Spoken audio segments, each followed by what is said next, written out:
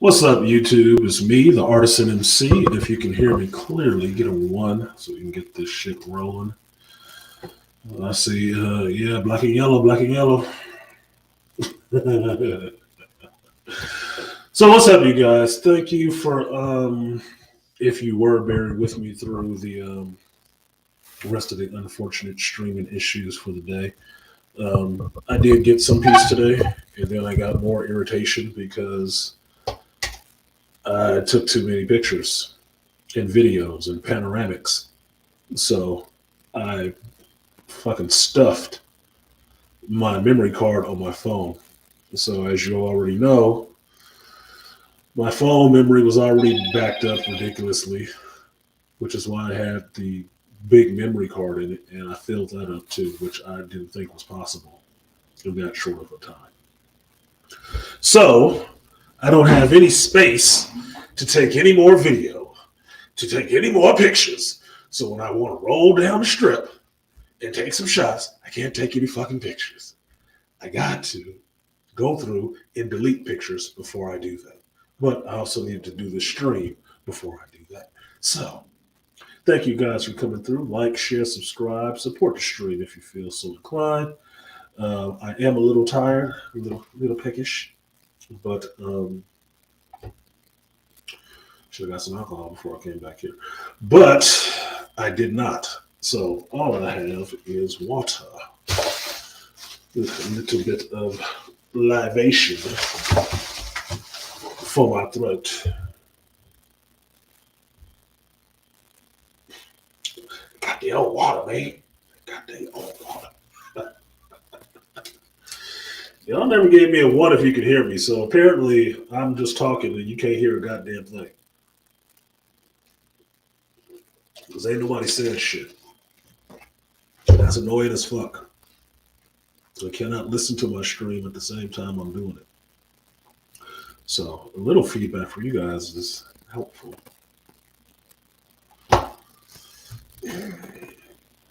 Thank you, Mad Villainy, for responding in the chat. Yeah, engagement is key. So, what did I do today? What I did today was what I would consider a spiritual recharge. And it sounds funny. It may sound funny to you, but this is the California in me letting you know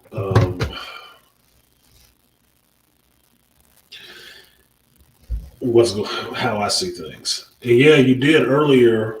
I'm listening, but it was delayed, so I had made a connection change because you guys didn't respond. So I didn't know if you heard it before I made the connection change or after I made the connection change.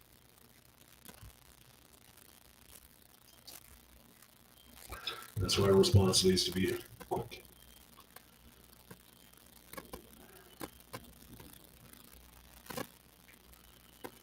Okay.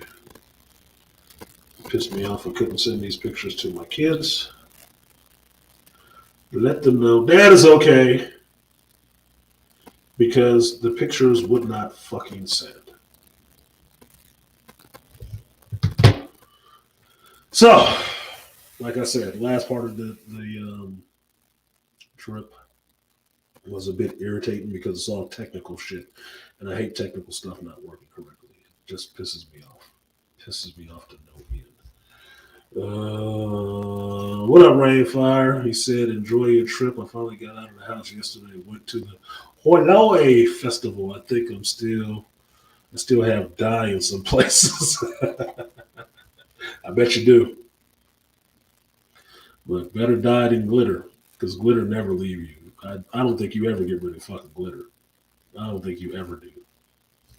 Somebody will look at you and say, why are you sparkling? What are you talking about? That was 2 months ago. The dye you can wash off. The fucking glitter never fucking comes off. Never. Video good, audio acceptable. Let's go. Thank you, Aquatechie. That's all I want. I just want decent fucking streaming quality and good audio. I mean, fucking hell, the bane of any fucking YouTuber's existence. I mean, the lighting I can actually control. I just don't want glitter is forever. The lighting I can control, but I don't need a super Negro, slave Negro sheen on my face. So I turned it down a bit because this LED light does not do different colors, and I like the colors to match my fucking mood, and this one doesn't do that. So it is whatever. And yes, Mad Villainy, glitter is forever. Glitter is forever. All right, so what do we got going on today? I came down for my little spiritual recharge. And as I told you guys, I went to Guano Point. And Guano Point is western part of the Grand Canyon in Arizona.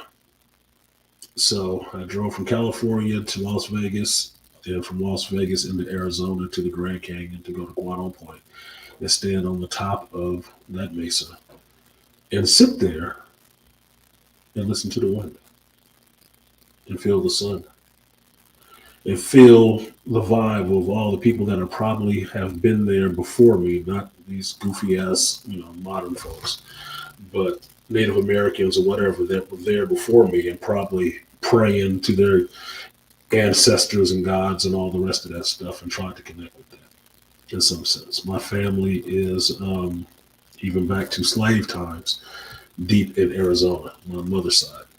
So first time I went there, I felt the connection to it. I really did feel a connection to it very strongly. And in the last couple of months, I've seen it in my dreams.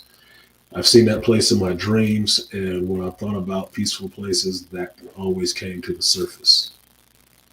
So, yeah, bat poop. Yeah, bat poop. Yep, bat poop. You know what they make Bacardi out of. Yeah. So, the place used to be a mine. It used to be a mine. And there was a trolley that went from the top of the point all the way down into this mine that had bats and stuff like that in it. Right. So that's why they called it Guano Point. There was a bat cave over there. Funny, right? There was a bat cave and a geek went to the bat cave. I don't remember what they used to get out of there, but it shut down, I think, back in the 30s or something like that. They closed it down. And it stayed there. And since that part became like reservation land or Native American land, turned it into a tourist attraction. Built a little skywalk out there where you could walk out on the little glass bottom bridge and see over into the canyon and called it a day. And roped it off and make you pay to come in there and see that shit. So I don't have a problem with that. I mean, I came there, dropped my 60 for the general admission, and spent another 20 or so on stuff with the Halapui Indians. I don't give a shit. I like that they get their money back out of these motherfuckers. I really do. Gives me hope that one day black folks will get they actually do back. Because I don't have no smoke for Native Americans. I have Native Americans in my family, so I have no smoke for them. I have respect for them. It's like BGS will tell you, you want to see what damn near total eradication of a race looks like. You look at the Native Americans, and you'll see how that shit can go when they really try to eliminate your asses. Um, what do you say? Rainfire, the glitter lotion messed up a lot of dudes' side action. Yes. Yes, yes, yes. Yo, Friday night, let me hang out with the boys and go down to the sports bar with the strippers and then come home with unbeknownst glitter on your ass. Not cool. Especially if it's all on your lap, nigga. Why you got all this? Why you sparkling? What the hell are you talking about, girl? I just came from work. You got glitter all over your lap. Ah, shit. I do, don't I? Don't tell me Ray and them was out there twerking on your lap.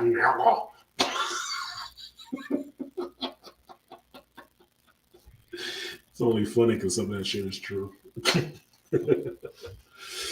So I went there, went to Guano Point, climbed up to the top of the mesa like I did before. And the only problem is fucking tourists, rude ass tourists. Aquatechi's stupid. Glitter has a half life of 5,000 years. Yeah, it'll be here long after we gone. It'll still be sparkling, nigga. Still shining. You know, there's enough of it gathered in one spot. They'll think it was a natural mineral. What killed the dinosaurs? I think it was glitter. I think it was the sparkly stuff. Maybe they killed each other over it because it was so valuable. Um, so I got to the point, got up to the top, and then this fucking Bizach. I think she was. I don't want to say she was Polish. She wasn't Polish. She's something else, like some French or some bullshit. Her good goofy ass because I saw them, this whole family, in the souvenir spot where you buy your tickets for, go to the different spots. And they were in front of me at the cashier and just wasted all kinds of fucking time. And then tried to cut back in front of me after I'm standing there patiently waiting to pay for my shit and get on my bus. But, they want to make believe that they don't see me standing right there. And the wife with her patent leather, redded out, burnt skin, like,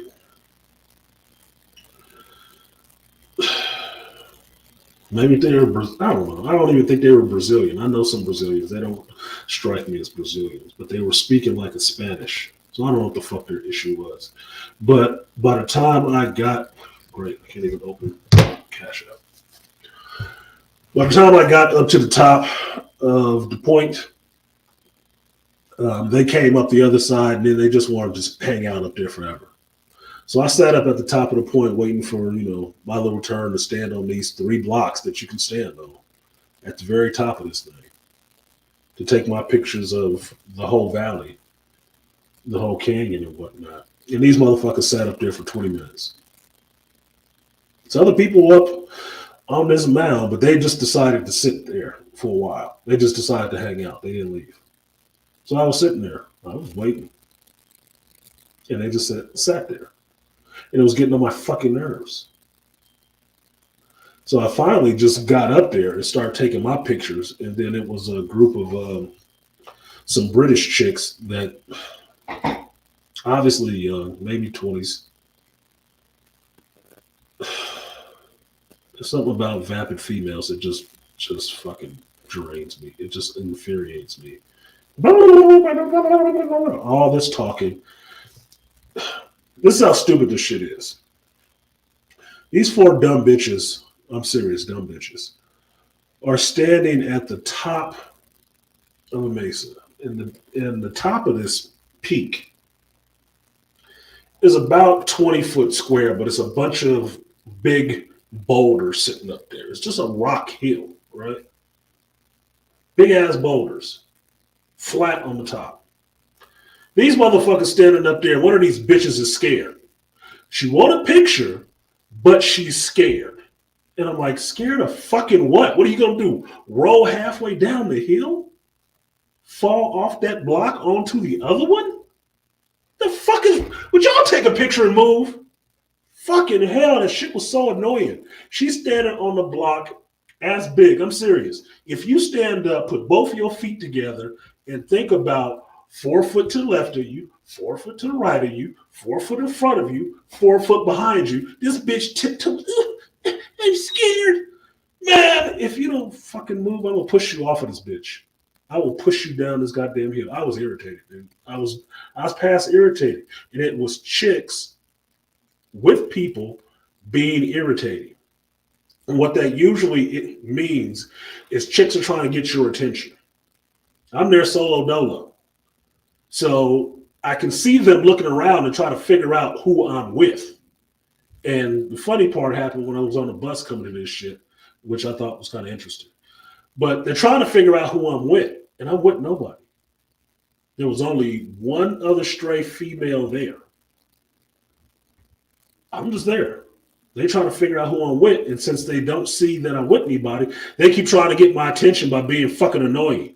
I just want them to move the fuck out the way so I can take my picture, step down, and let everybody else take their pictures. Because everybody wants to climb up to the top, take their pictures, get their deal, and move on. Right? They ain't trying to hang out and have a fucking lunch up there. They're not.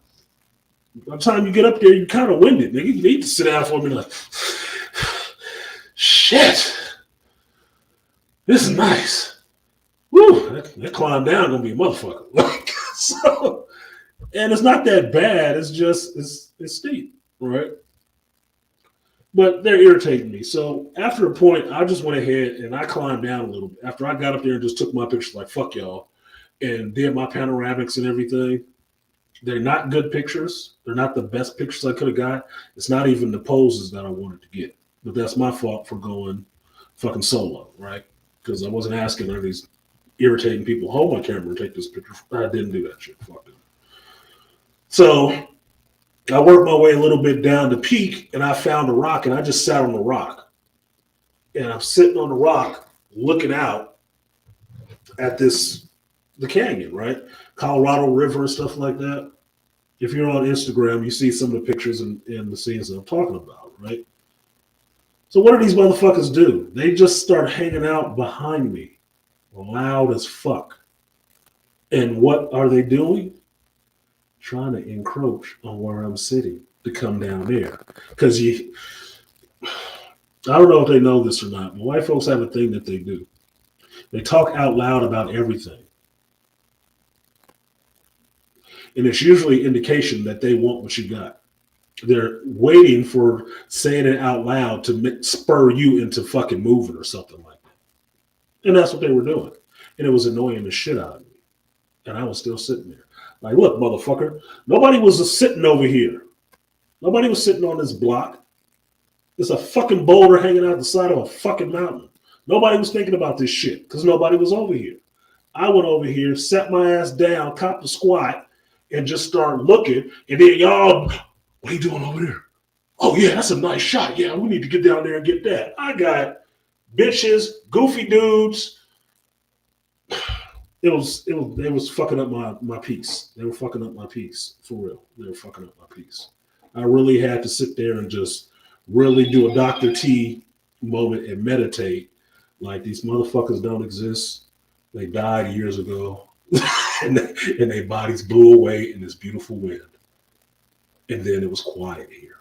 It was quiet like it should be here in the canyon. That's what I had to do. That's exactly what the fuck I had to do. Just block them out, pretend they was, dead. So I can have, 30 minutes of fucking peace sitting up here that I came all this way to do.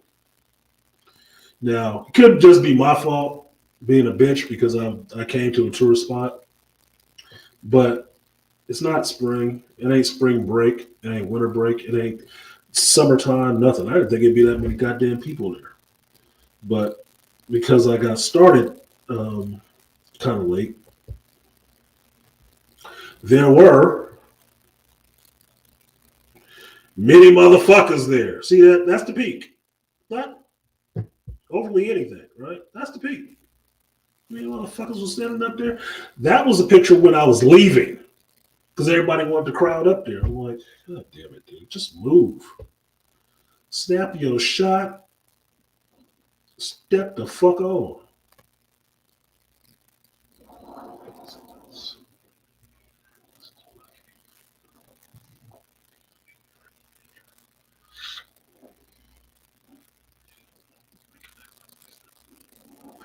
So that's the peak behind me.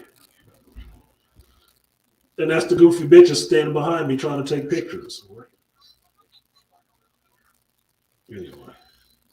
So, there you go. See that shit? See that shit? Beautiful. Totally broken up. by a bunch of vapid ass bitches babbling about what they're afraid of and trying to get a good glamour shot. Totally lost on their goofy asses. Fucking, fucking hell. The dumbest fucking shit could be. Dumbest shit it could be. And that's why I call it vapid. If you don't know what vapid meant, once I said it, it percolated through YouTube. I guess everybody doesn't use a thesaurus too often, but once I said it, motherfuckers was using it very often. Because I guess they went ahead and looked it up. Here, let's see. See that shit? That's peace. That's peace and quiet. That's how you get in touch with your ancestors, your spirits, without alcohol or weed, right? I don't do weed anyway. That's what peace looks like. I need to screenshot that motherfucker if I can, if it'll let me. Oh, I got a screenshot. Holy cow. How did that happen?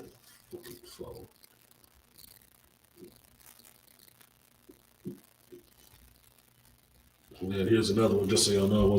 While I was sitting there, I was bullshitting, entertaining myself, listening to these goofy motherfuckers. So I decided to crush the river. So that's the Colorado River coming from Nevada. So I'm sitting there crushing the damn river. Just trying to squeeze the bend, man. Just trying to squeeze the bend a little bit.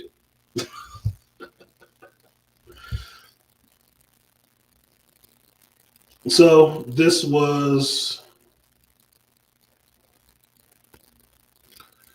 fun for me.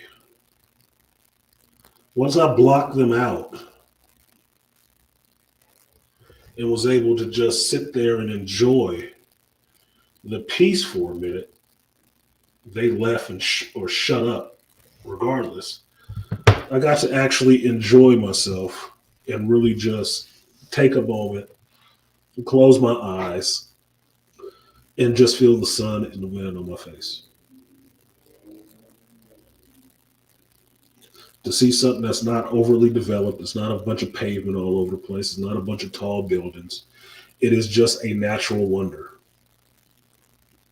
And to look at how long it's been there, how it actually came into being, and how long it will be there beyond any of us that came there and looked at it or didn't pay much attention to it at the time. And my friend texted me, my friend KT texted me, and I sent her one of the pictures, and she said, how did you feel being there? And I told her it wasn't that I felt small. It wasn't that I felt insignificant, but it made me understand that there are bigger things in the world.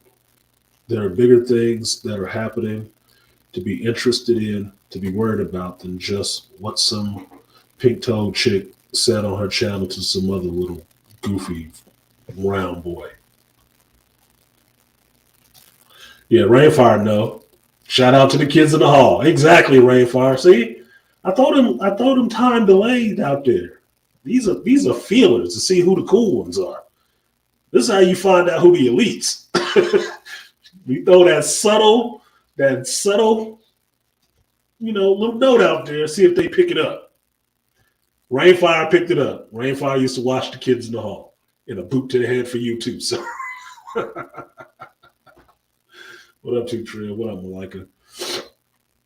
So I got to sit there, and I do this different places that I really, enjoy, and what I'll do when I was sitting on the rock, I just sat there, let my feet dangle, right? And just sat there, and I just closed my eyes. I just closed my eyes and meditating wise, focused on my breathing. In through my nose, out through my mouth, really slowly, and then just listened with my ears and listened as far as I could hear. Any sound that I could hear, I kept focusing on it to see how far away it was. And then I concentrated on what I'm feeling on my body. Because as you know, your body is covered in hair.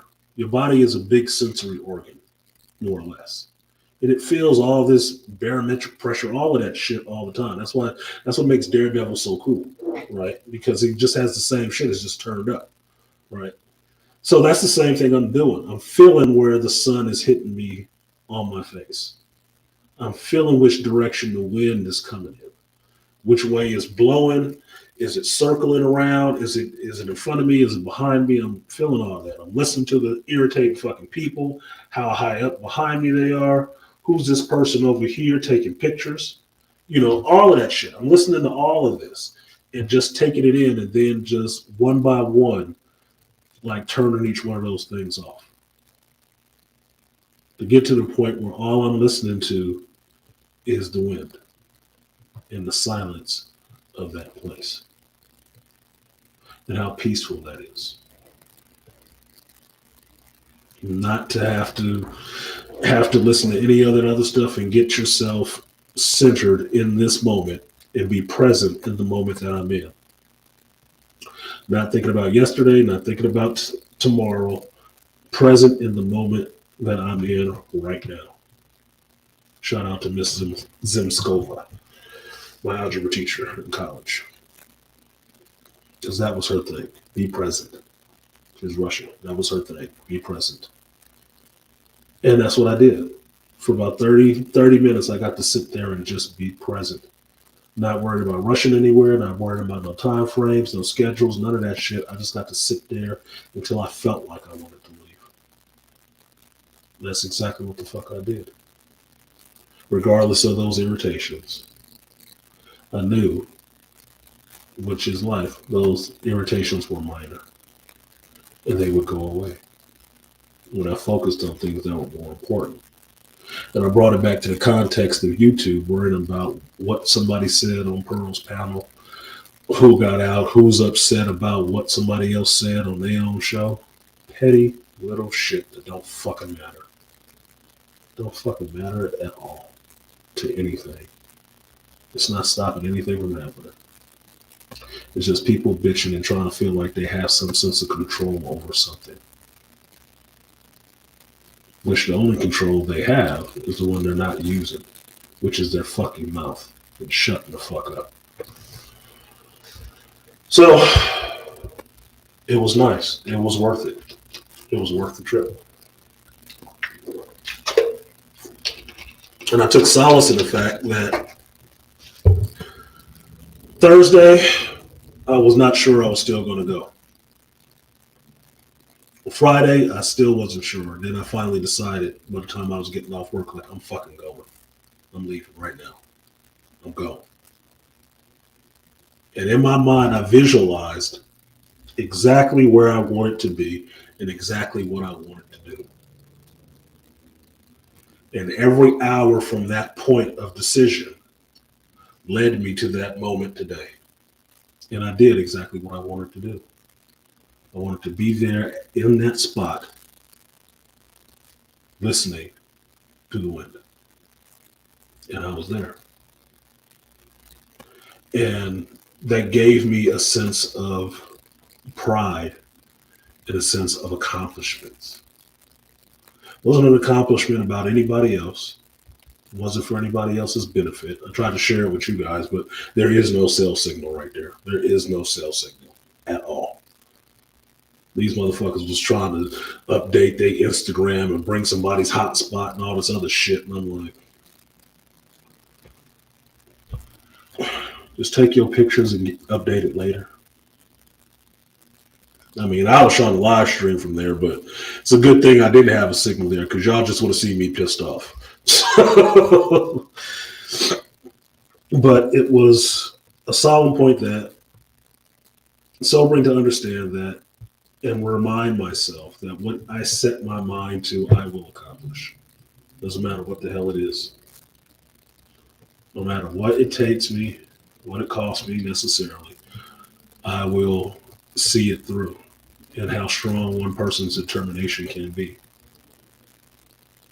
And I got all kind of shit, um, accusations, negative energy thrown my way for jumping in the car and driving the fuck away. But none of it was actually um, a hindrance to where I was. Didn't hinder me. It didn't stop me. And that's what life a lot of times is. Like I was saying yesterday when I was driving, a lot of the roads that you walk in life, you will have to walk them alone because it's your road. It's your journey. And shout out to Charles Faulkner. Happy birthday again, since it was yesterday. But this is how you are the hero of your own journey, the hero of your own narrative. Yeah. You have to be that person. You are. So I was on my hero's journey. My journey took me from Concord, California to what's it called? Forgot the city that it was, but to Guano Point, Arizona, in a day. So when I add up how much time it took me, like 8 hours or so of driving, another 2 hours or so to get from Vegas to there, 10 hours, 11 hours. What is that to somebody who works 16 hours a day? Who will sit up for a good 18 hours in a day working for somebody else, doing other people's shit, fixing other people's mistakes, listening to other people's complaints about shit that they messed up themselves, fixing broken things for a very good fee. Don't complain about that. But to do it comparatively, what's the difference between doing that for 12 hours and jumping in the car and driving for 12 hours to get an experience that fills you in your soul, in your spirit? It's something that you did for you, that nobody can take away from you, and not many people could interfere with. How much is that worth to you? To have peace in yourself, to be confident, secure, comfortable, and appreciative of who you are, and give that gift to yourself. And acknowledge that for yourself, especially as a black man. You know how many black men I saw there? Probably 5 total.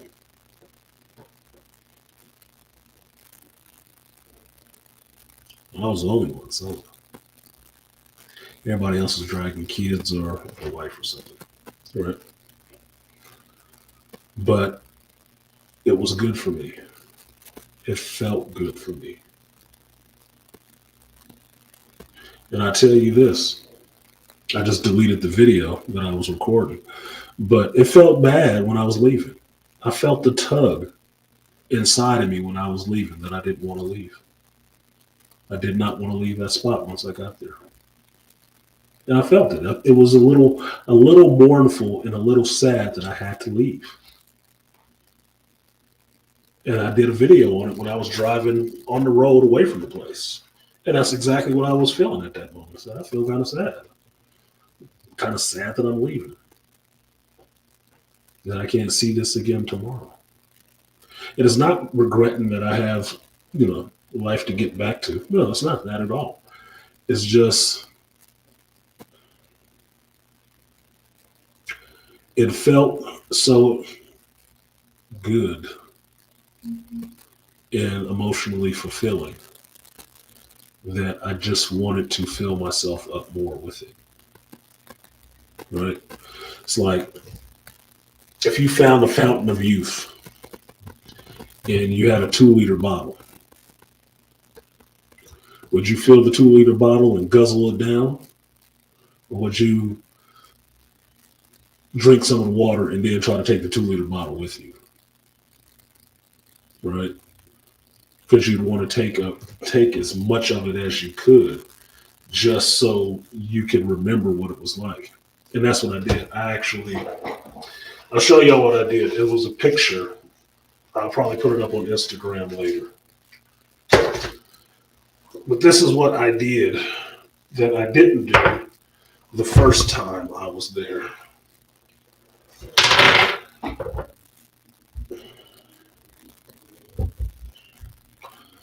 This is a piece of the rock from the point, from the summit. Now, spiritually, whatever energy is in that place at that point, nature, whatever, what have you, is in this because it has been there a long goddamn time. I took this with me to have a piece of that with me. That's why. So I now have a piece of Guano Point with me. So it'll sound really weird, and me and BGS can talk about it later, kind of esoteric, but I do believe in certain spirits and energy, and everything has it. And at times I can feel it. I feel it in my pool stick when I know when I'm connected with it, because my energy is flowing through it. And so we operate as one. And not no crystal rubbing way, but I feel the energy in this. And for me, looking at it, it looks yellow. All right, the energy that comes off of it looks yellow. It is pure. It's not spoiled except by tennis shoes, possibly.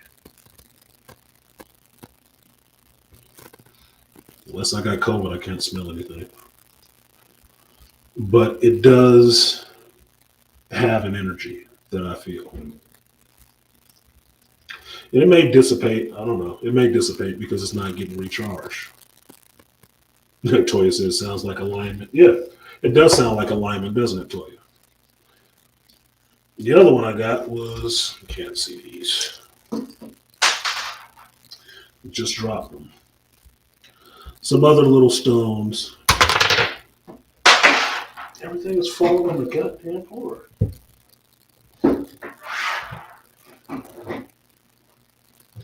Some other little stones that were rubble from the summit, from bigger rocks that had fallen and broken up and got ground down. So I grabbed a couple of those too. You probably shouldn't, because if everybody grabs some of that shit, it's not there. After a certain amount of time, there's nothing left. But I'm a Californian, so when I see hills and mountains, usually they're covered with greenery, right? It's usually a lot of dirt. This is just stone. It's just stone with a little bit of dirt over it. So to see the rock breaking like this into really flat shapes and being there and understanding that this stuff is still moving.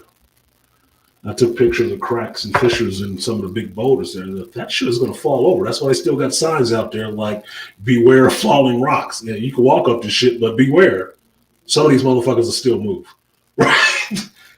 It's all a process. It's all happening. Whether you care or not, it's still happening. And for me, that is marching orders for how you should live your life. Whether people care about it or not, you still need to go forward and do what you want to do and do what you need to do for you. Don't matter. Now, like, share, subscribe, support the stream if you feel so inclined. I'm going to tell you guys about 2 good deeds I did. And I'm not telling you about them to toot my own horn. I'm just acknowledging what I did for somebody else. The last good deed I did when I was leaving, I got lunch finally ate it too. And they had some good pulled pork, mashed potatoes and gravy, good a good roll. I took a picture of it. That shit was delicious. It tasted so fucking good. So good. And I'm sitting there at the table on the point, and I'm eating my pulled pork, cut my roll in half, and I'm using it as a oh, you're welcome, D Remedy. I did that a little while ago. I like doing it as a surprise. Like you just showed them, like, nigga, I got a wrench. Holy shit, man. Just mean you're responsible for tuning people up if they get out of line now. Now you got responsibilities. You can't just show up and fuck off. But I'm sitting there eating my pulled pork, and this little chubby white kid had passed me, and his parents were bitching at him, and he was trying to walk over close to the edge because little is known that when you go to the Grand Canyon, there are no fences up over the edge. Nigga, no, there are no gates. There are no fences. You should just be smart enough to fucking know if you go past this point, it's a sheer drop. Don't do that. So it's open. So he's trying to go over there and look at the edge and whatnot. And the parents, dad is over there bitching at him across everybody, sitting in this eating area to not go to the edge and only go so far, right? And I heard it. It was mildly annoying, but I was into how good my food was tasting, appreciating that. And this fucking raven that came and landed by my table. And I've been trying to get a picture of these ravens flying around out there for like 20 minutes. The whole time I was up there, I was trying to get a picture of these ravens flying around because it just is one thing to feel the wind on your face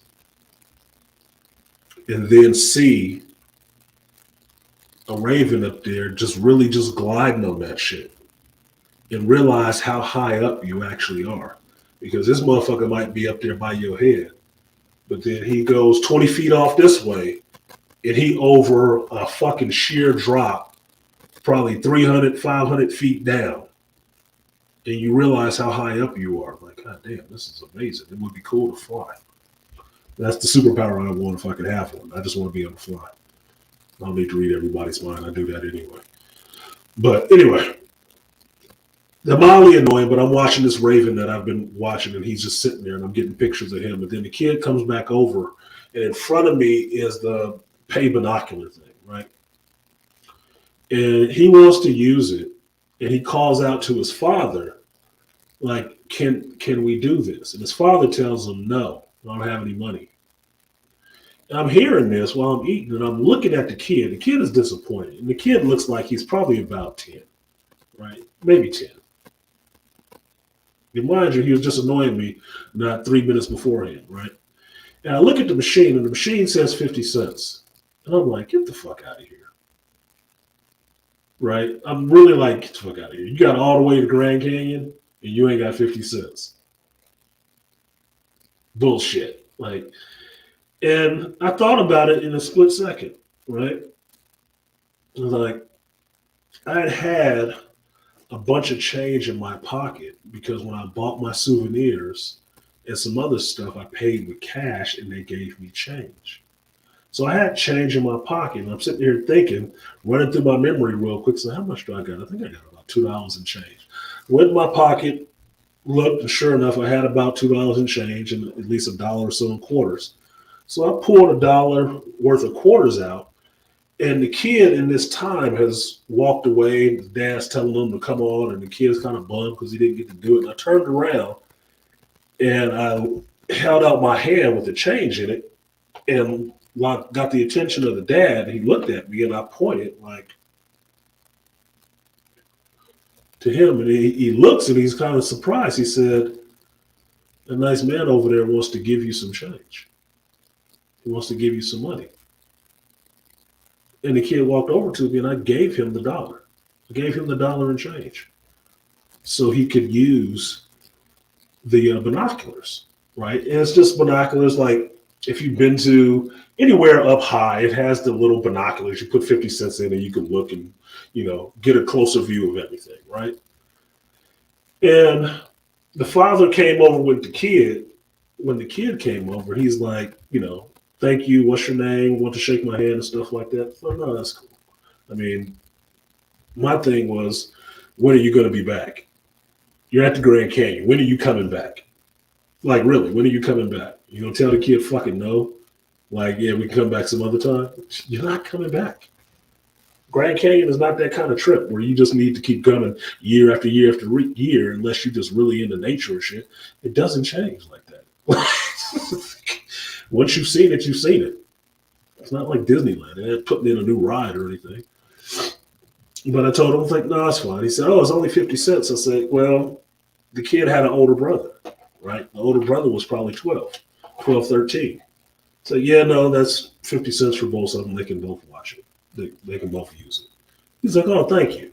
Now, when he goes over to the binoculars, the damn thing is jammed. It's change jammed in the machine. It's like, oh, fuck, right? They're disappointed because the dial won't turn because there's change jammed in it. They're like, oh man, that's what's good. So they futz around with it for a while, and I'm looking like, what's wrong? What's actually wrong with it? Because I haven't stopped eating my pulled pork. I'm eating my pulled pork. I'm enjoying this shit. I'm making little sandwiches and everything. This shit was delicious. I'm serious. I should have got more of it. But once the kid moved out the way and the dad tried to help him get it out of there, and I'm listening to the conversation of what's going on, the dad, like I was telling you, white folks do, they talk out everything that's going on. So he's talking, oh, you need such and such to get that out of there.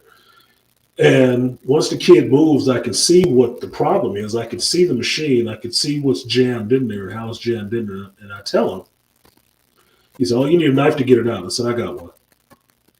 And the father turns around shocked. Said, who are you, MacGyver? And I took that shit as a compliment because I always like MacGyver. Right? No, I'm just prepared for shit, right? So I pulled out my little Leatherman and pulled out the file and gave it to the kid. And the kid went to try to get the quarter out.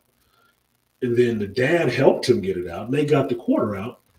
And now they could use the machine. It was working. They had given me back the dollar when the machine was broken. They thought wouldn't work. But once that other quarter came out, I gave him back the dollar and change. I was like, go ahead, right? The dad only took the other quarter. He only took one of the other quarters. So I got the 75 cents back. But he was still grateful, right? And the kids got to sit there and use the binoculars and look at the canyon through the binoculars and get some up-close views. Now, for me, it was nothing. It was nothing. It was absolutely nothing. It was $1 and change. You can give that to some homeless man on the street and never see it again. But what I got from it is I helped this kid have an experience that he will probably remember for the rest of his life. And it was important to understand to be present in that moment and let that kid have that moment, because this is what shapes the adults that you want to deal with or the adults you don't want to deal with. Who they were as children, what they got to experience positive or negative from the world. And I told you guys, you've watched me do shows in the shop, and what I didn't like was people telling kids no about something that they brought them there to see. It's like they never think that what the kid wants is that damn important. It's always too expensive. But the parents spend a lot of money on a bunch of other shit. It has nothing to do with the kid. Now, talking to that guy a little bit that I did, they were from the East Coast. Father was out here in Vegas for some work. So they weren't coming back to the Grand Canyon. And even knowing that, the father still told him no about spending more money on a fucking view through binoculars. Nigga, are you kidding me? It's four of them: husband, wife, son, two sons. I just told you it was $60 for general admission. Just for general admission. One person. The fuck do you think he just spent? And he spent that, but now he got a qualm about 50 cents? I just wanted the kid to have a good experience. Me personally, that was it. I didn't give a shit about his problems. I didn't know that situation until he actually tried to talk to me, because I'm more in the Lone Ranger kind of thing. I'll do a good deed and walk the fuck away. I don't need your praise. Yeah, you're welcome. But I did it because I wanted somebody else to have something good for them. And that's all it was. I wanted the kid to be able to have that experience and see that. And he did. So now think about it this way. Because I like to look at things as ripples that you make in a pond, right? The ripples of positivity you put out there into the world. When that kid goes back to school and talks about his trip to the Grand Canyon, what do you think will come up in his mind? Maybe my black ass, who was nice to him, who gave him money out of my pocket so he can do something his father wouldn't let him do. That this black man showed him some kindness and don't know him. That goes a lot further than talking about who's racist and who's not, who you need to excommunicate yourself from and who you don't. We all living on this ball of fucking dirt. And it's not just one color or the other one. Because I can tell you this, when I was sitting there eating my food, I heard a lot of different languages. Spanish, Russian, some kind of Farsi or some shit. There was even some Buddhists out there with their robes and stuff like that on. There was a lot of different people out there coming to the same place for the same reason. Because they wanted to see it. They wanted to experience it. And the one thing that nobody was sitting there at least saying or worrying the fuck about was who was black and who was white, who was racist and who wasn't. And for me, that's the way the world should be. That is the world I would prefer to live in. Because all the rest of that shit is ridiculous. It's a waste of goddamn time, energy, and effort to perpetuate and keep fucking harping on. Where you can end some of that shit by just not giving a fuck. Just not giving a fuck. I did something nice for a little white boy that I don't know. And could have probably been thinking, who the fuck is this nigga? Could have been thinking that. His father could have been thinking that. I don't give a shit. I don't care what they think. But because of me, that kid had a better experience and another memory he can carry for the rest of his life. He may forget my face and don't know my name, but he will remember the black dude who was nice to him. Now, that's just one thing I did. That was the thing I did today. The thing I did yesterday, and mind you, I'm not telling you all this like I'm patting myself on the back. I'm just sharing with you lessons I've learned from today and what I try to put out there into the world. I saw that all the time at festivals. Parents would walk around with $100 paintings they just bought and would buy a $3 ding tag from my table, and their kids want it. Yeah, they wouldn't buy a $3. Yeah, I see it all the time in the comic shop. It drives me fucking nuts.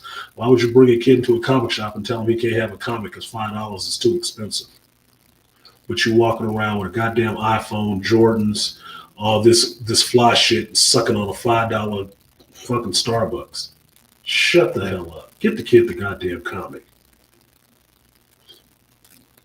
Fucking haters, dude. Shit bothers the hell out of me. So I tell you, adults is fucked. Kids can be saved. Adults is fucked. You let that motherfucker grow up to be a piece of shit adult, you fucked up. They're ruined now. Nothing else to be done with them now. But you can say to kids. Because they just need some tutelage. They just need, not even tutelage, they just need some experiences that counter that narrative. That's all they need. That's all they need. Just experiences to counter that narrative. Because especially if you get them young enough, they will question everything else. They will question why it's that way, because that's what kids are good for. Questioning. Thinking and questioning. That's why most adults hate kids, because they ask so many goddamn questions that they don't have answers to.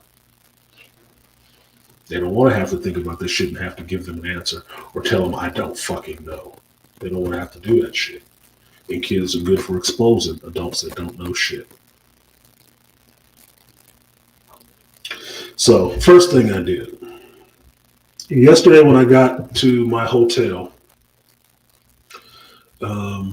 I used the app, got my hotel, and once I confirmed the time I was showing up, they sent me a text to let me know that, oh, there was some additional charges, security deposit and some other shit when you get there. I was like, well, fuck you. I just paid all this money for this goddamn room. You didn't put that in the information that was there. You didn't say shit about a security deposit. Y'all just on the grift. And I'm already irritated because the car company did the same shit. Right? Because they had a rental car. So they did the same shit. Tying up some of my fucking money, which I don't like. Right? I thought I was about to ball out and they fucked me over with holding money and shit. I'm like, nigga, I just paid for all of this shit already. You don't need to be holding a goddamn thing. But be that as it may, I'm not going to let that spoil my time.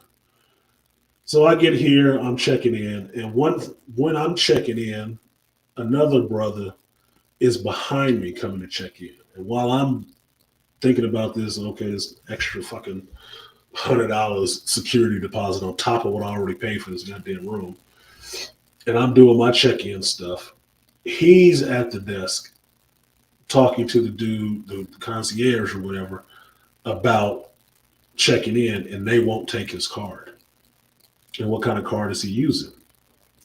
Cash App card. Now, he booked through the same thing I did. We were using booking.com. And I don't have any smoke for booking.com. I like booking.com. They've been good every time I've used them, right? He reserved his room just like I did from booking.com. But he also did not see anything in there that said anything about a $100 security deposit when you show up. For what? Because if I cancel, you charge me for one night. Anyway. So I show up, I want my room, and you want a security deposit on top of already paying for the room? Why? Right? So he's kind of strapped because he's like, okay, well, you don't want to take my Cash App card, I'll give you cash. They don't accept cash. And this is weird as fuck to me for the simple fact that this is a hotel. He already has a reservation. You've seen it on the computer. You don't want to use the card that he has because the concierge is position, which is probably the company's position, is that Cash App does not have a brick and mortar bank, so they don't want to take it. It doesn't matter if it says MasterCard or Visa on it. They don't want to take it because it doesn't have a brick and mortar bank, which I think is stupid because Cash App is direct. It's more direct than a fucking credit card. Because whenever you run on that bitch, it's there, it's gone, it's in your account. Done deal. It's over. It's not like you're running it and hoping like a credit card. You're hoping in 30 days the motherfucker pays you that money or it just cleared. No. If that's what's there, if that's what you charge, and that goes through, you automatically just got that money. But they don't want to take that. And then on top of that, even though the concierge, his register and stuff, and behind him is shelf full of liquor for the bar, they don't take cash. I'm like, what the fuck? And I'm within earshot listening to this, and I'm like, huh? The dude got a wad of money in his hand, but he can't give him $100 for this damn room. He needs another card. I'm like, that sounds like some bullshit. Like, what the fuck? He got money right there. You won't take the card that he already paid for the room with. You won't take that. Then you won't take the cash he has in hand in your face. What kind of sense does that make? That doesn't make any sense to me. Now I'm hearing this, right? I already had my reservations about doing the shit, but I'm like, I got it, so fuck it. I just went ahead and did it, right? But the brother is there because I'm hearing the conversation. The brother's having an issue with this shit, right? He's only gonna be there for a night. He doesn't have another card he can use. He just showed up for a room he's already paid for. So he's going over with it like, okay, so if you cancel the room, am I getting my money back? And I'm knowing he's not getting his money back. He'll get part of it, but he ain't getting all of it back. I'm like, so they just got him for his money regardless. So I walked back over there to finish my check-in process because outside of checking in with the concierge, now I got to go over to the damn kiosk and finish checking in and scanning my ID and paying my security deposit and shit to come back over to the concierge and get my keys and parking pass and shit. And I'm like, this is a fucking stupid process. And I'm standing there listening to this shit, and the dude is about to lose it. He kind of irritated. And when I heard what he had his Cash App card, and he had his other card that he didn't want to use, which was his military card. He didn't want to use that. Now, mind you, Las Vegas is a military town. Nellis Air Force Base is right there in Las Vegas, right? I'm like, this sounds absolutely fucking ridiculous. So I told the brother, I said, hey, I'll tell you what. I asked the concierge, he just needs a security deposit, right? He said, yes, you get the security deposit back the next day, no damages to the room, you get the security deposit back the next day. I said, okay, I'll take care of his security deposit for him. He's like, what? I said, yeah, give me $100. I'll use my card for your security deposit. Just don't fuck up the room. We good.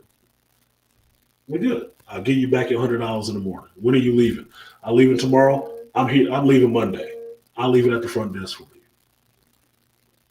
Right? He said, oh man, that's cool. I was like, what's your name? I'm like, fuck, Antonio, dude. He said, yeah, Eric, man, I'm from LA. I'm from the Bay Area. I said, I just went through sort of the same thing. So I feel your pain. But look, it doesn't make any goddamn sense in the world to me that you paid for your room. You're here. You have money and the card you paid for the room with. And they ain't going to give you the room because they don't want you to use the card you have on hand for a security deposit. It was good enough to take the money for the room. It should be good enough for a security deposit. Doesn't make any fucking sense to me. But I'll help you out. Just call it a good deed, right? He said, okay. He went outside, talked it over with whoever was outside. And after about 20, 30 minutes of dealing with this shit, comes back in and he got his girl with him. And they're going back and forth. And this is black chick, black dude, black chick. And she, oh, I told you just did this. She doing all that neck rolling bullshit that I don't fucking hear. I'm just standing there laughing at their asses because she talking shit to him. And I'm listening to it. I'm like, fucking hell, fuck this bitch. Like, you should have did it to me. I told you could have just sent the money to me and did such and such. Like, no, I got it. Because I believe in the fact that, look, somebody told me this a long time ago. Dudes with money problems shouldn't rely on other dudes. Do not rely on women. It always works against you. It always works against you. If you're dealing with men with that shit, you can actually work with men. Because the dude is not looking for sex from your ass on the payback. They're not thinking they're going to cut you off from fucking if they feel like it because you owe me some money. You ain't shit, man. They're not going to do that. Dude is just gonna be like, nigga, you need to pay me this money. Or what? Or you could get fucked up. That's just what it's gonna be. So they got through yapping at the thing. I put my card in there because she don't understand what's happening because she got to get involved in the mix. They're like, no, it's not that. This is my part to do. Put my card down there. Bam. 100 for the security deposit, and I'm out. Y'all have a good night. Have a good time. And the dude is laughing like, shit, you got to pay the security deposit. You're only going to be in that room for about 2 hours. Your business. Just don't fuck it up. Y'all have a good night. That was it. And I was out. That was the first thing that I did when I got here. I didn't have to do that, but I felt like helping the brother out. And it was a young black brother. He was probably, maybe he was 26.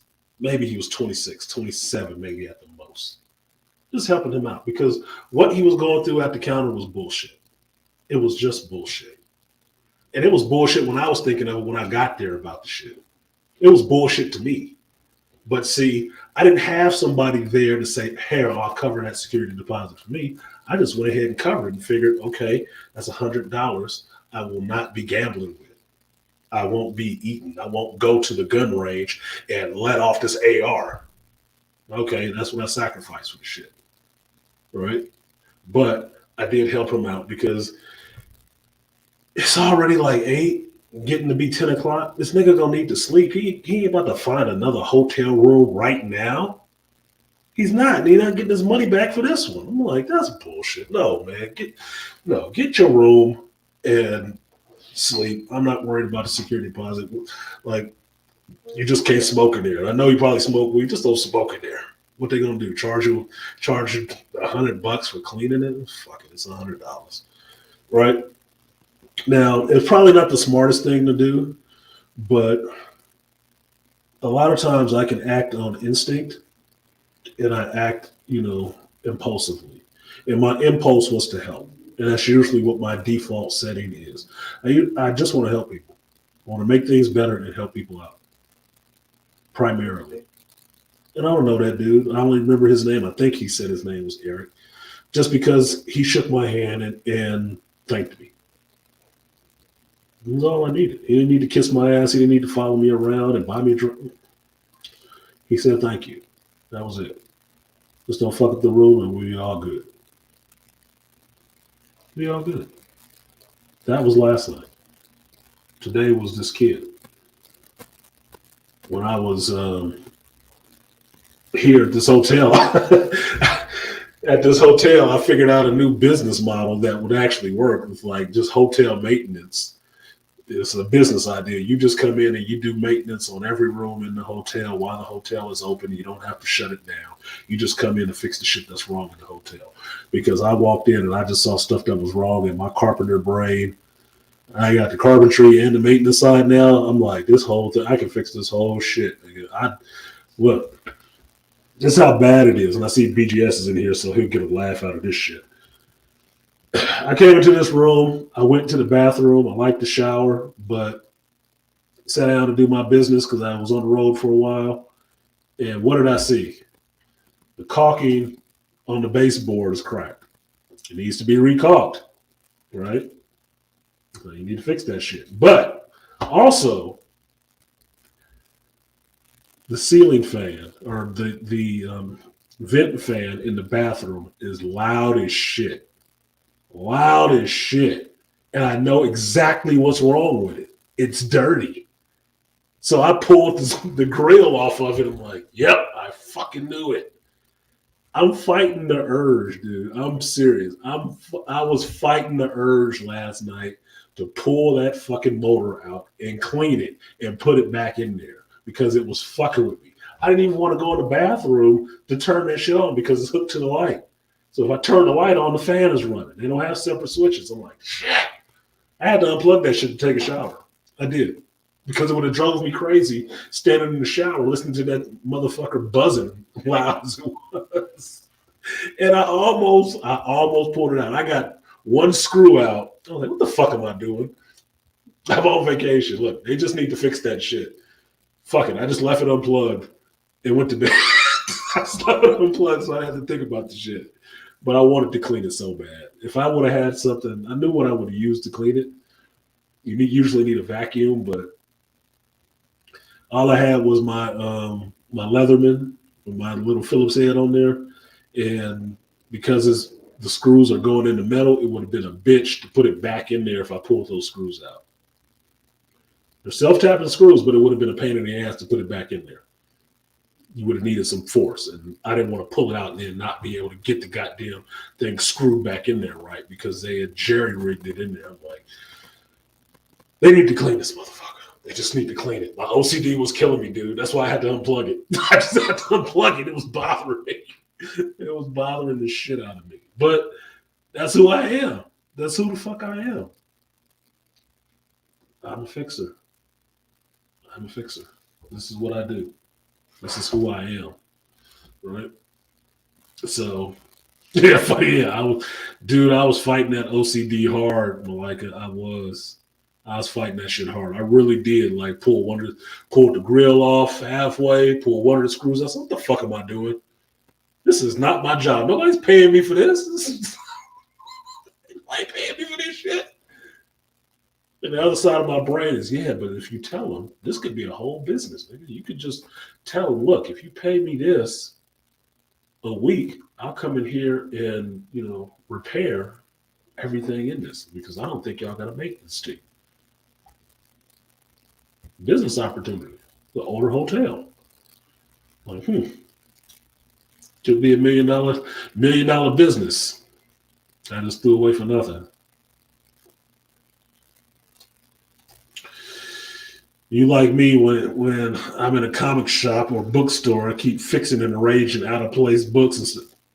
Yeah, JT, I do the same shit. That's why I walk into other people's comic shops. What I do, I'm perusing the shit to see if it's correct. But it was already bad just being a carpenter. Now that I'm doing the other part, the maintaining part too, it's worse. See, this is one of the things I learned in psychology. OCD in and of itself is not a bad thing. It's just being organized. The problem is if you cannot turn that shit off.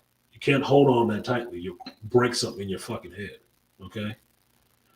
It was bothering me because I knew I could fix it. I fucking knew I could fix it. I know I can fix it. That's what bothers me. It's not the fact that it's broken. It's the fact that it's broken and I know I have the ability and the skills to fix it. And I'm fighting the urge to fix what is wrong. That's what bothers me. That's where the OCD comes in. It's not there because it's just broken, because I could deal with it if it was broken. If I know how to fix it, I would just deal with it. But I do know how to fix it. It is well within my wheelhouse. That's what the OCD part is. I am not the type of person who can stand around and do nothing if I know I can do something. I'm not that kind of person. He said, episode of the Big Bang Theory. That's a big misconception. Those are nerds. Those are not geeks. Those are nerds. Every one of them motherfuckers got, except, I guess, what's her name? Kelly Kukoch's character, Penny. They all have PhDs. Those are fucking nerds. Not geeks. They do some geeky shit. There is some overlap between the nerd and the geek. The dude at the comic shop was a geek. The people that came in there, Sheldon was a nerd. The artisan's OCD there. There you go, Malika. There's my word. There's my wordsmith. There's my wordsmith right there. You're getting old, man. I know. I'm getting better. Howard only has a master. Yeah, I'm a master. So that's what it is. I know I can. If I know I can do it, it's hard for me not to act. That's what it is. It's hard for me not to act if I know I can do it. If I can do something to help the situation, it's very hard for me not to act and do something about it. It just is. I don't have that, spectator gene where I see something wrong and I'm just going to stand there and watch it and see who fixes it. I'm the motherfucker that actually goes in and fixes it. That I will just go ahead and fix it. Plain and simple. It's just who I am. And this world, this society, you get punished. You can get punished for that shit. You can. You can. It's no different than you hear about stories about some scumbag ass dude was beating the shit out of his chick out in public, and some guy, not a captain, but some guy steps in like, "Hey man, cut that shit out," and then he ends up getting killed. That's what that is. You understand that that is. It's not simp behavior. It's the heroic gene. It's called courage. Courage in the face of things being wrong, that you're not looking for a crowd around you to prompt you to do something. You just do what needs to be done. That is what heroes are made of. But you could be a fool too. That's the downside of it. Yeah, we all have our OCD moments. Some people just can't deal with certain shit. Like JT's making a joke about it, but JT, you see me do it in the comic shop before because I recognize my own. There were people in the comic shop that they have a tail. They have a fucking tail. And like in the shop, there would always be some type of advertisements. Like, say this shit right here, right? Bunch of drink tickets, right? Stack of drink tickets. I put that, we'd have stuff like that, advertisements and whatnot sitting on the counter by the register. And occasionally they would get kind of shuffled. The person who came to the counter to pay for the comics or talk or whatever, and they start readjusting that shit, that was a tale that they had a little bit of OCD.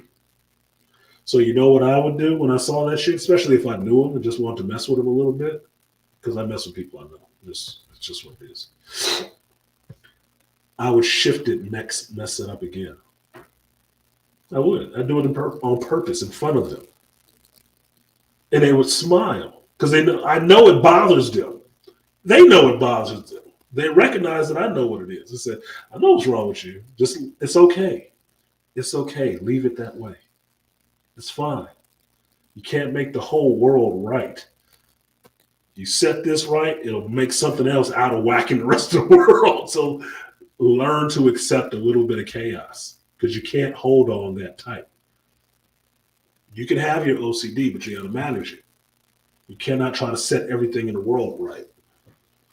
I did one thing last week on a gate, a wooden gate, 2-door wooden gate. I fixed one door, but not only did I fix the door, I rebuilt it correctly. And then went back and put it back in the spot with the other door. You know what happened? Had to go back and fix the other door and the rest of the fence. Because I put that door the correct way, it didn't work with the rest of that shit that was done incorrectly. It caused me 2 more days of working on that fucking gate, of having to try to get back there to finish that gate, just for setting one thing correct. Some things you have to find the natural balance of it and leave it that way so it can all work together. There is no perfect solution.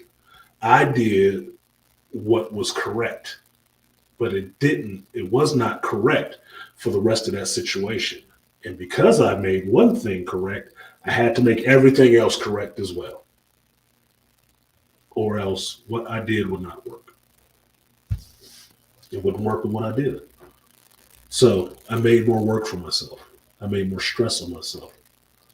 That was more working in the rain and whatnot. While my nose is stuffy now, I'm paying a price for that shit.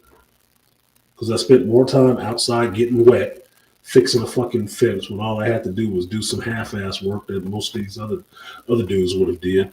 And I wouldn't have a stuffy nose. And it wouldn't have took me another 2 days to finish that shit. Just who I am, man. I pay for the shit. That also a dangerous flaw.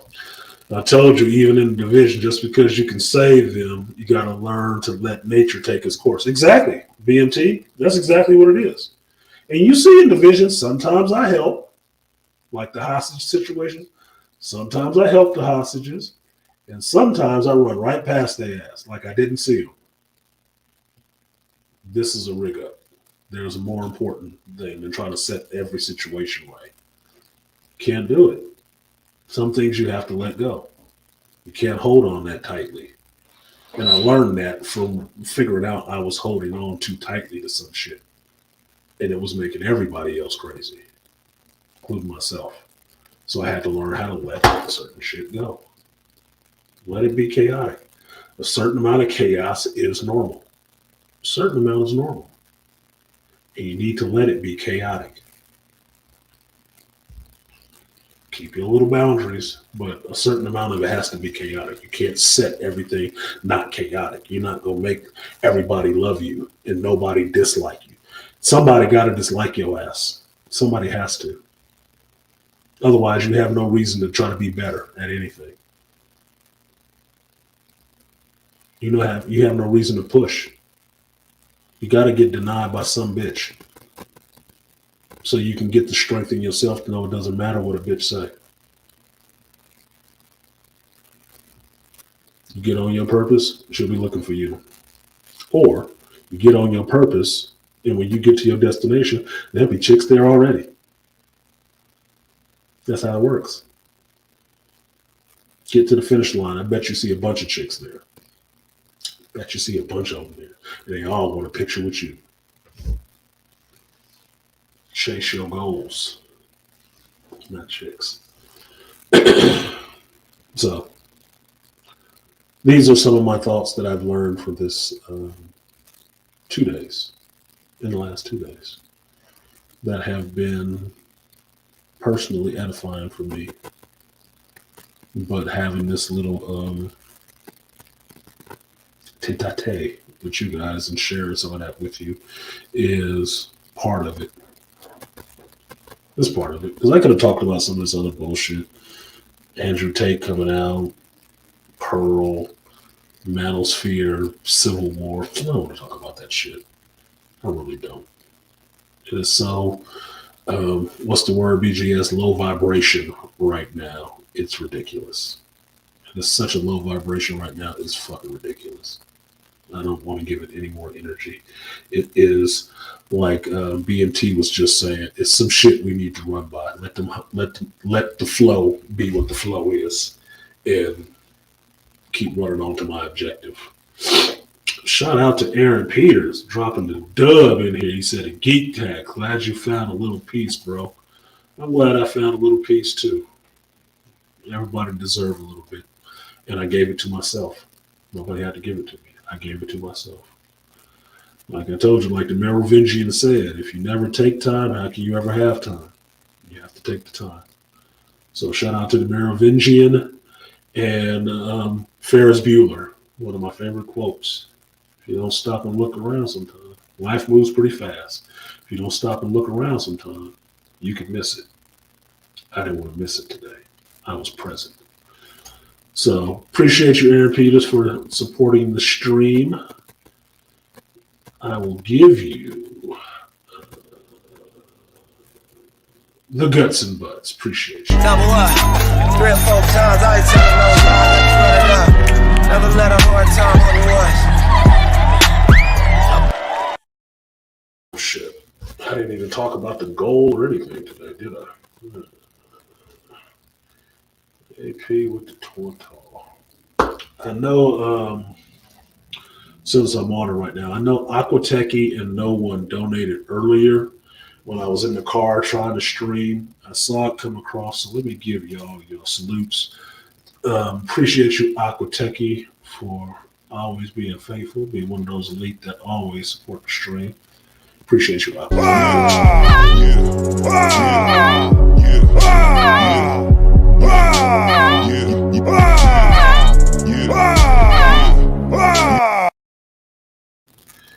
And to No One, appreciate you for donating to the stream. I will give you that 3B salute. Appreciate you.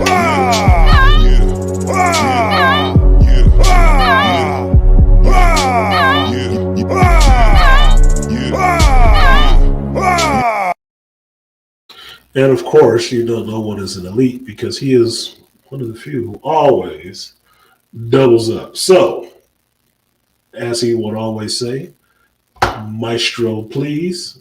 Know what I will give you? The guts and butts. Appreciate you. Double up. 3 or 4 times. I ain't telling no lies. Run it up. Never let a hard time on the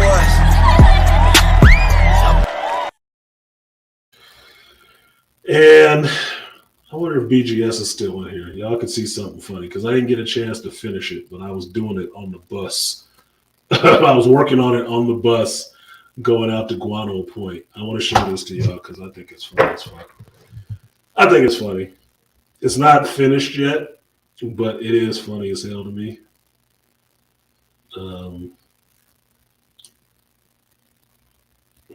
Let's see. It's spoiling it because I did want to surprise BGS with it, but I never know when he's gonna ninja in or not. So if he smoke bombed in, I gotta show it to him now because I don't know when he'll smoke bomb in again. He might sit on the clouds. Okay, let's do that. All right. Let's see. Jesus Christ. Okay, that kind of works there. Okay, so this is for BGS.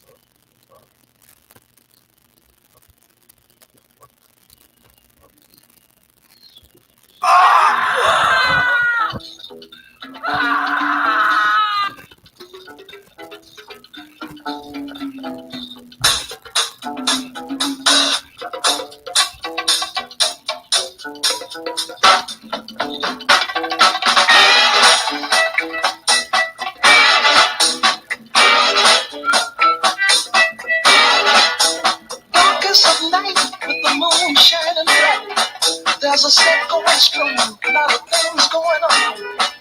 The man of the hour has an air of great power. The dudes have envied him for so long. Oh, super fly. You're gonna make your fortune by. But if you lose, don't ask no questions. Just like a woman.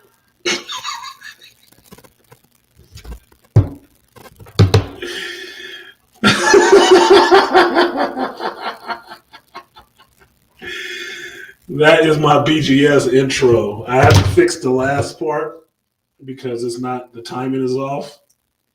But that's my BGS intro. So if he wasn't in here, y'all don't tell him shit. If he wasn't in here to see it, y'all don't say nothing. So he'll be surprised when he actually does see it. But otherwise, that's my intro for BGS. I'm just about finished with that. I just have to fix that ending part, get that Skeletor right, and it'll be good.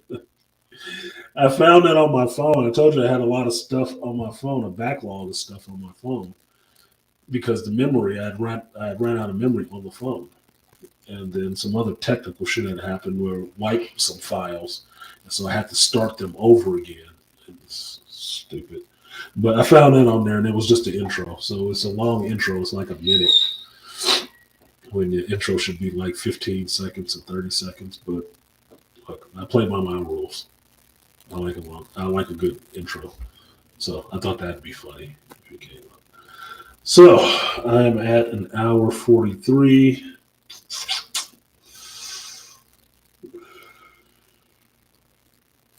Now a song selection from Sexual Chocolate. Yes. What a connection plate. I'm just tired of losing a lot of friends to selfless deeds. It gets they get hurt. Yeah, selfless deeds do get you hurt. But depends on what you're doing it for. It's selfless, so you're not thinking about yourself at the time. I would say part of the modern problem nowadays is most people are only thinking about themselves, which you have to think about yourself you have to solely think about yourself to an extent, but you have to know where that line is. Most people don't. They don't. It's them over everybody else. So that ends up in a lot of problems when you realize that And I came to this in this space, actually. I think it came from a conversation that BGS had on the Coliseum, was that the idea that nobody is actually independent. There is no true independence in this country, in this world. Everybody is interdependent, but not independent. Because the more independent you say you are, the more you realize that you don't make your own money. You don't secure your own borders. You don't ship your own food to you. You don't educate your own children. You don't repair your own car. You don't build your own car. Everybody is interdependent. And so since everybody is interdependent and not independent, which means you don't need anybody else at all, you need to learn how to work with people. Plain and simple. People you agree with, and more importantly, people you don't agree with. You have to learn how to do business with people you don't agree with. Because it's going to be a lot more of them in the world than people we agree with. That's just how it works. Everybody is not your little personal tribe. Everybody is not part of your personal tribe. So you will always have to make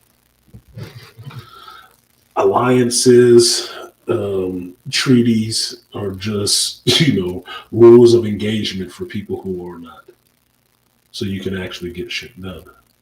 So you can both, or all of you, individually succeed from your shared and common interests, and not constantly be working against each other to none of you actually succeeding in shit.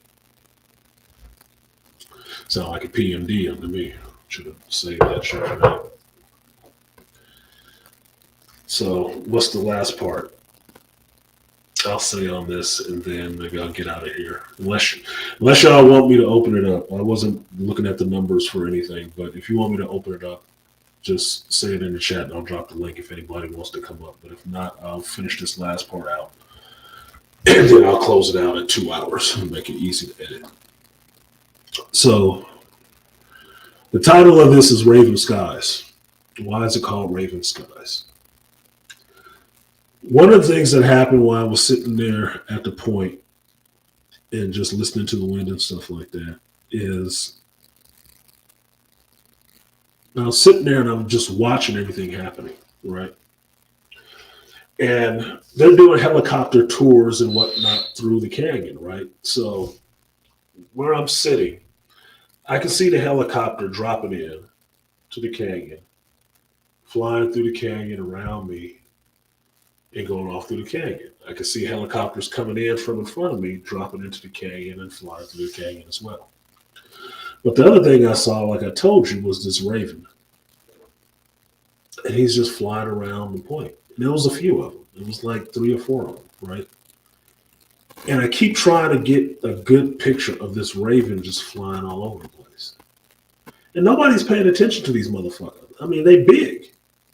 They are fucking big. I'm like, are those crows? Like, I don't think they're crows this far out. But nobody's thinking it's weird that these birds are out here this far out. This far out away from everything. It's just these fucking black-ass ravens here.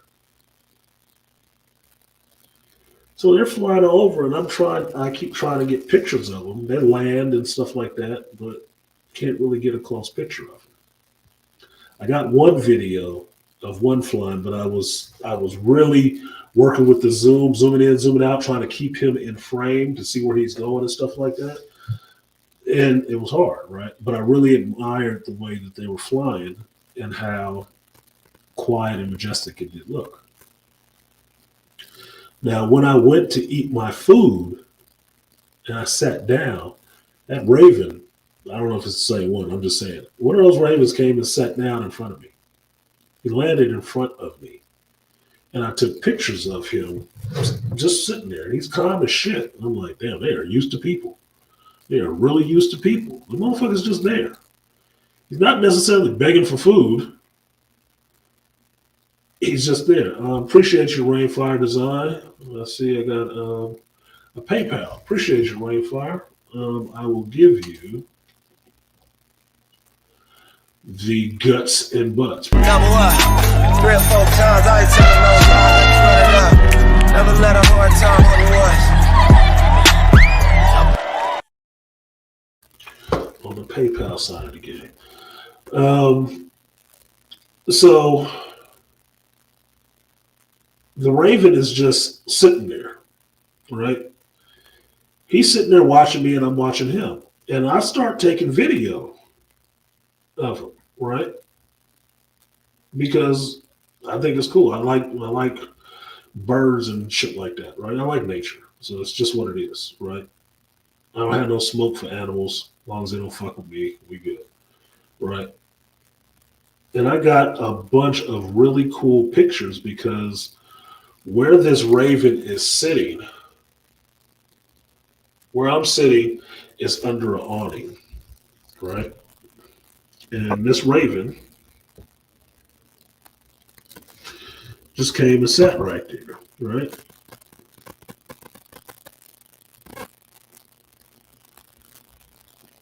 Well, that was the binoculars, right? And then I got pictures like this of the raven that he almost looked like a silhouette. And he was just sitting there posing. So I'm like, is this motherfucker posing for me? So I just kept snapping pictures. He didn't move.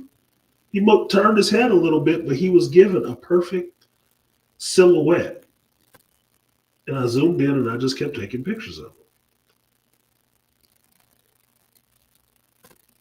Right?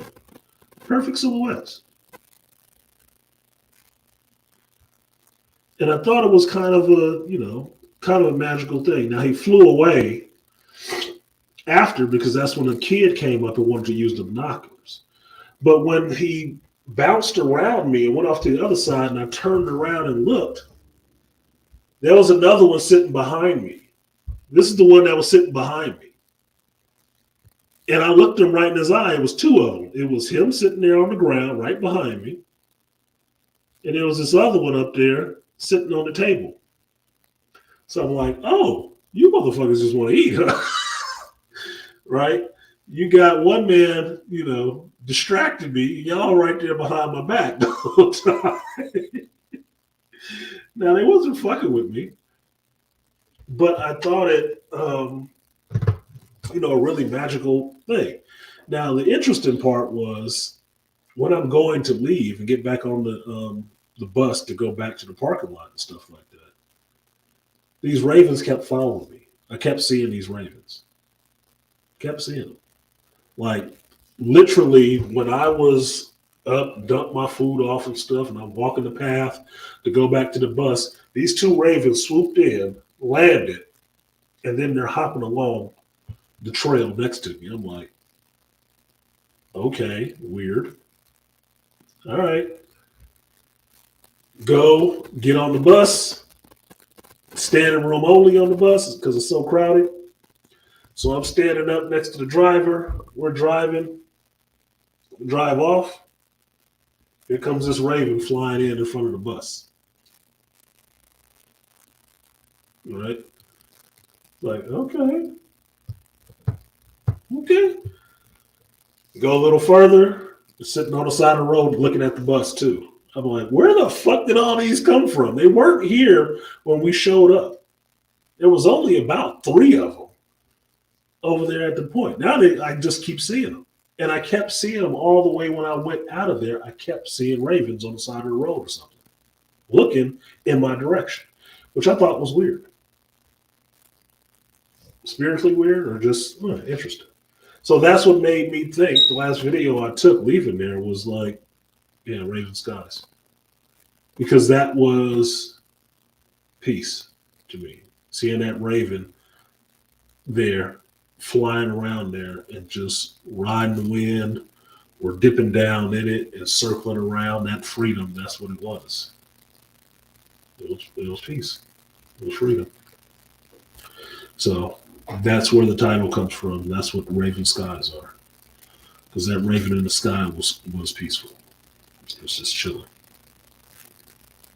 Twins on the Guts and Bus remind me that I almost went to micro wrestling last week, but I didn't want to go to hell with gasoline draws.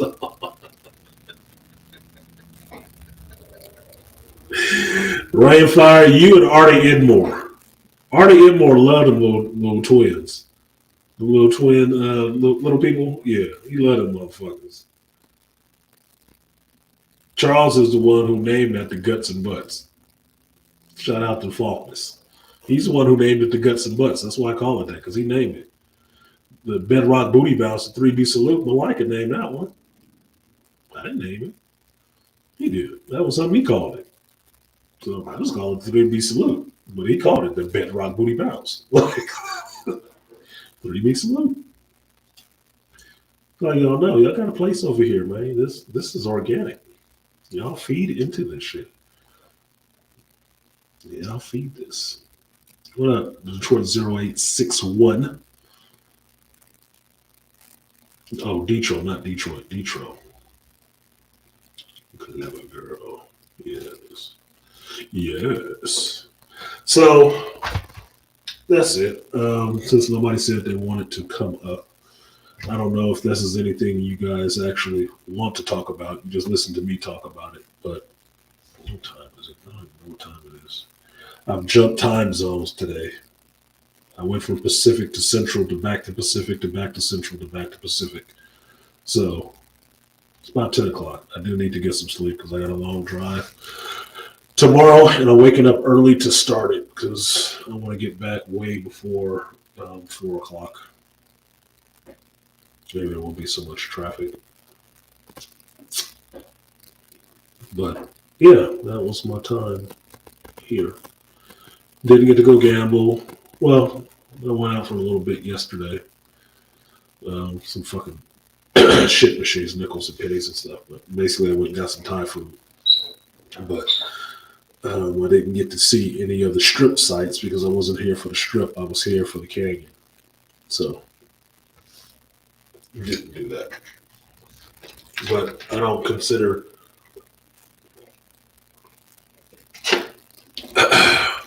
I don't consider the trip a waste. I did exactly what my objective was. I succeeded and achieved said objective. And I'm content with that.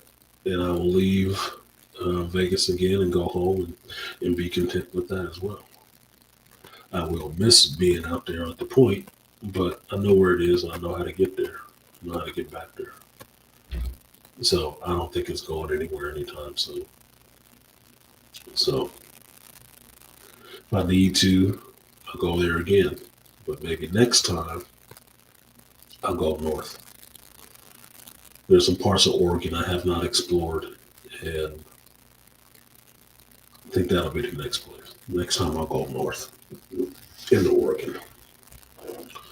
Because my daughter knows some spots that I have only seen through pictures, and it's more fun to me to go to the spot that's in the picture and put my feet in that dirt and my hands in it so I can say I've been there. And I just don't know it just from observation, but experience. So that's it. I am going to go ahead and get out of here, get showered, get rested, get fed. And I appreciate you guys coming back, and apologies for the screwed up streams earlier today. The ones that work will stay up. The ones that do not work, I will delete those motherfuckers as hard as it is, because I don't like crappy stuff being out there with my name attached to it. Thanks for coming through on the late one. It was pretty late. I think we got up to, what was it? I think 23, 24 people. That's good for a late nighter. I know the Secret Invasion trailer came out. I'll probably shut this down, do a reaction, throw it up tomorrow. And I still gotta watch the fucking Bad Batch. I'll watch that when I get back home. I'm not sullying my fucking peace with watching a Bad Batch, finale or not. I don't give a fuck. I was done with that show. But I will get that put up onto the stream, so it's out there. We can finish that off. I am a completionist. But thank you guys for coming through on this late one. Thank you for everyone who donated. I didn't see everybody because the phone was acting up, so I can't see it on the Cash App side. I don't know if we made the goal or not. Doesn't matter. I appreciate you guys coming through right now and listening to my spiritual ramblings. But I needed this.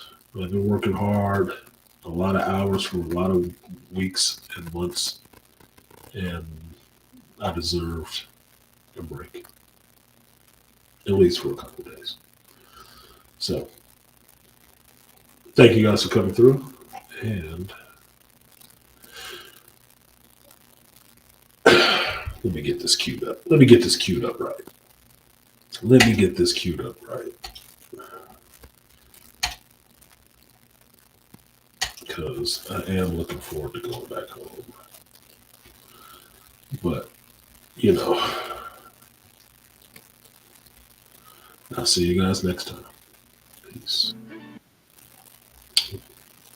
I fucked it up. Fucked it up. Fucked up the outro. I'll see you guys next time.